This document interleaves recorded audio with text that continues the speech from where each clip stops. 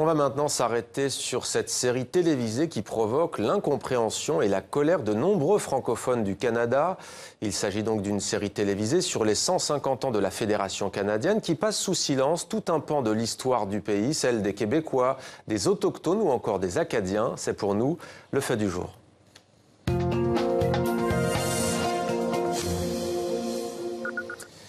Story of Us, notre histoire, c'est le titre de cette série télévisée commandée par la chaîne publique canadienne CBC pour un public anglophone. Ceci explique peut-être cela, une polémique en tout cas qui fait la une chez notre partenaire francophone Radio-Canada.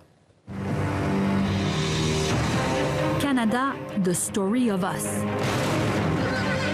C'est l'histoire du Canada comme vous ne l'avez jamais vu, disait la publicité, et les attentes étaient énormes. Il y a des chapitres sombres dans le passé et nous commençons à peine à les affronter, prévient même Justin Trudeau, qui apparaît à l'écran dès les premières secondes de la série. Or, la critique est unanime et outrée. On aurait ressorti ce docudrame des archives datées de 1930 et on aurait dit « Oh, quelle mauvaise blague! » C'est complètement raté. Les professeurs Laurent Turcot et Samuel Mercier sont parmi les nombreux universitaires qui dénoncent fermement ce qu'ils considèrent un affront à l'histoire. En commençant par celle des Premières Nations, des siècles de survie auxquels on consacre seulement qu'1 minute et 20 secondes dans le tout premier épisode avant l'arrivée de Samuel de Champlain. Ival, Nathel, au travail. La critique ne s'arrête pas là, elle s'en prend aux faits, carrément. Quand on illustre de façon spectaculaire comment Champlain et ses hommes ont érigé cette première habitation sur le territoire de la ville de Québec, on donne l'impression qu'il s'agit d'une première colonie européenne, dit l'historien. Or, c'est faux, on le sait. Pas un mot sur la colonie de Port-Royal en Nouvelle-Écosse, pourtant fondée quelques années plus tôt. Aujourd'hui, c'est officiel du patrimoine.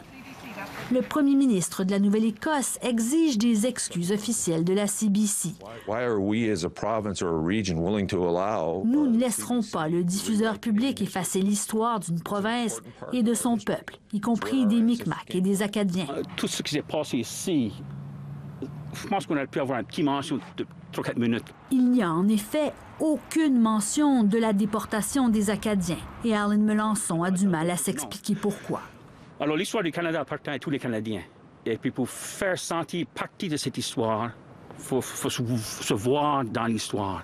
Et surtout, s'y voir de façon juste, dit l'historien Laurent Turcot, pour qui la série est aussi une insulte au peuple québécois.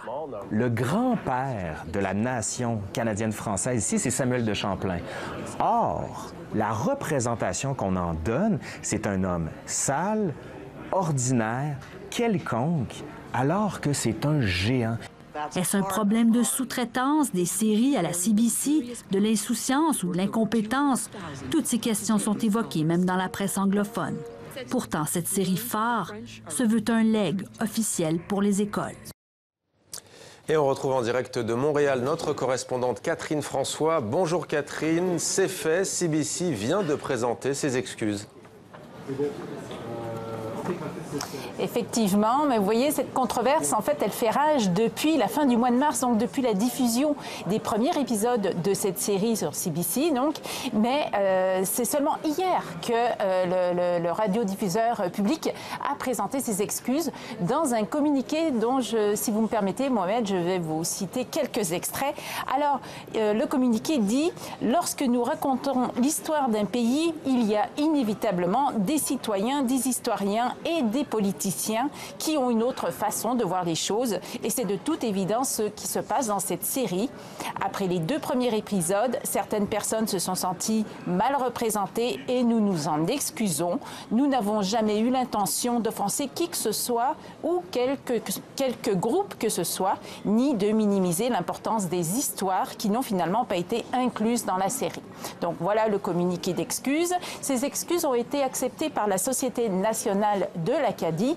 Et fait important aussi à noter, la CBC a décidé à partir de dimanche prochain, donc la diffusion du prochain épisode de cette série, de mettre en place par la suite une espèce de discussion sur Internet ouverte en anglais et en français, de façon à ce que les téléspectateurs puissent débattre de l'histoire du Canada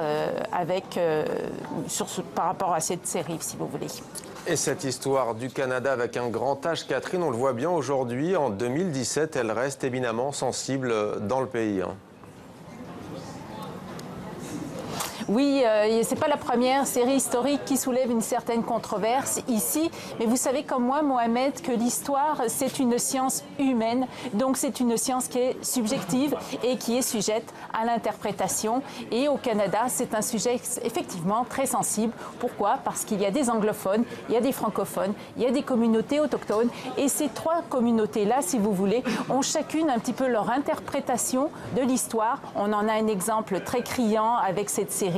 Ceci dit, oublier un épisode aussi marquant de l'histoire canadienne que la déportation des Acadiens, c'est quand même une erreur assez majeure. Il faut le reconnaître, Mohamed. Catherine François à Montréal pour TV5 Monde. Merci Catherine pour ces précisions.